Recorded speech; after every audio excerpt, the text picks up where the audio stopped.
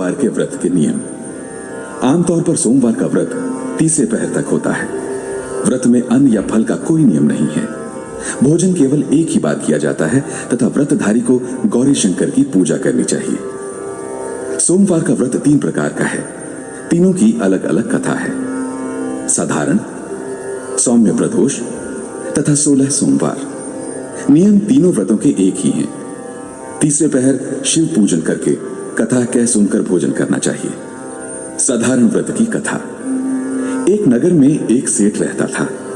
उसे धन धाम की कोई कमी न थी, किंतु फिर भी वो दुखी था क्योंकि उसके कोई पुत्र नहीं था। पुत्र प्राप्ति के लिए वो प्रत्येक सोमवार को व्रत रखता था। पूरी श्रद्धा के साथ शिवालय में जाकर भगवान गौरी शंकर की पूजा करता था। उसके भक्ति भाव से दयामयी पार्वती जी द्रवित हो गईं और एक दिन सुअवसर देखकर उन्होंने शंकर जी से विनती की, स्वामी, ये नगर सेठ आपका परम भक्त है, नियमित रूप से आपका व्रत रखता है, फिर भी पुत्र अभाव से पीड़ित है। कृपया इसकी कामना पूर्ण कीजिए।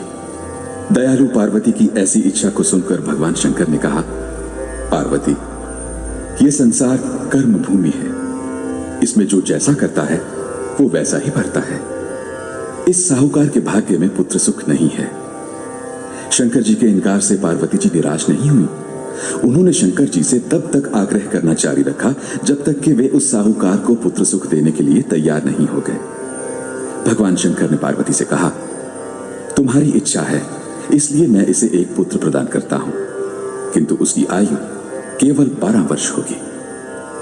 संयोग से नगर सेठ गौरी शंकर का संवाद सुन रहा था।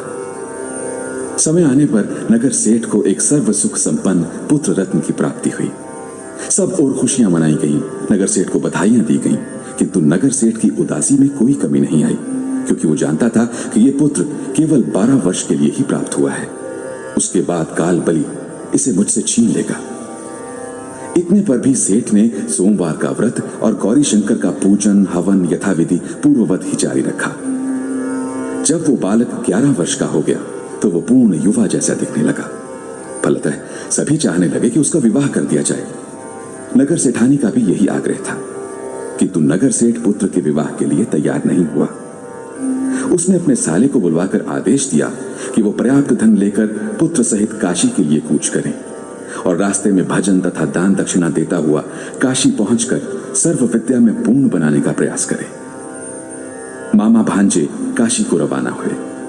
हर पड़ाव पर वे यज्ञ करते, ब्राह्मणों को भोजन कराते और दान दक्षिणा देकर दीनहीनों को संतुष्ट करते।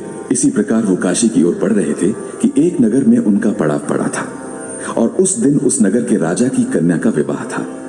बारात आ चुकी थी, किंतु वर पक्ष वाले भयभीत थे क्योंकि उनका वर काना था। उन्हें एक सुंदर युवक की आवश्यकता थी। गुप्तचरों से राजा को जब नगर सेठ के पुत्र के रूप गुण की चर्चा का पता चला तो उन्होंने मामा भांजे को अपने पास बुलाकर अपना उद्देश्य समझाते हुए विश्वास दिलाया कि विवाह के पूरा होने तक लड़का यदि दूल्हा बना रहेगा तो वे उन दोनों को पर्याप्त धन देंगे और उनका एहसान भी मानेंगे। नगर सेठ का लड़का इस बात के लिए तैयार हो गया। कन्या पक्ष के लोगों ने राजा की पुत्री के भाग्य की बहुत सराहना की कि उसे इतना सुंदर वर मिला है। जब सेठ का पुत्र विदा होने लगा तो उसने राजा की पुत्री की चुनरी पर लिख दिया कि तुम्हारा विवाह मेरे साथ हुआ है और मैं राजा का लड़का ना होकर नगर सेठ का पुत्र हूं और विद्या अध्ययन के लिए काशी जा रहा हूं।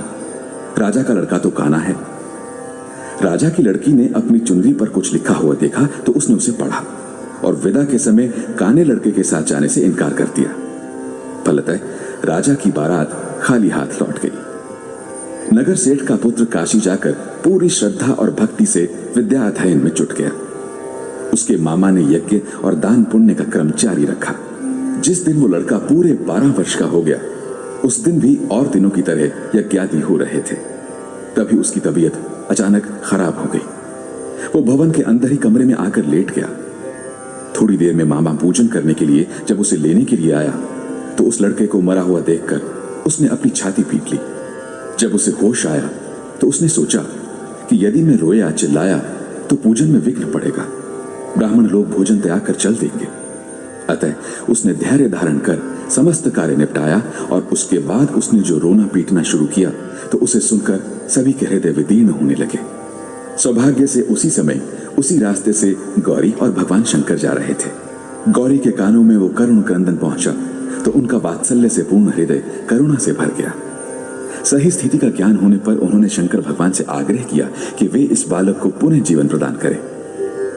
भगवान शंकर को पार्वती जी की प्रार्थना स्वीकार करनी पड़ी। नगर सेठ का इकलौता पुत्र पुनः जीवित हो गया। फिर मामा भांजे दोनों वापस अपने नगर को लौट गए। रास्ते में पहले की तरह यज्ञ करते, दान दक्षिणा देते उसी नगर में पहुंचे जहां राजा की कन्या के साथ लड़के का विवाह हुआ था। तो ससुर ने लड़के को एकदम पहचान लिया। अत्यंत आदर सत्कार के साथ उसे वो राजमहल में ले गया। शुभ मुहूर्त निकालकर कन्या और जमाता को पूर्ण दहेज के साथ विदा किया। नगर सेठ का पुत्र पत्नी के साथ जब अपने घर पहुंचा तो पिता को तो विश्वास ही नहीं हुआ। लड़के के माता पिता अपनी हवेली की छत पर चढ़े बैठे थे। उनकी प्रतिज्ञा थी कि वे वहां से तभी उतरेंगे जबकि लड़का स्वयं उन्हें नीचे उतारेगा, वरना ऊपर से ही छलांग लगाकर वो आत्महत्या कर लेंगे। पुत्र अपनी पत्नी के साथ हवेली की छत पर गया। वहां जाकर माँ बाप के सपत्नीक चरण स्पर्श किए। पुत्र और पुत्र वधू को देखकर नगर सेठ और सेठानी को अत्यंत हर्ष हुआ। अतः सबने मिलकर उत्सव मनाया।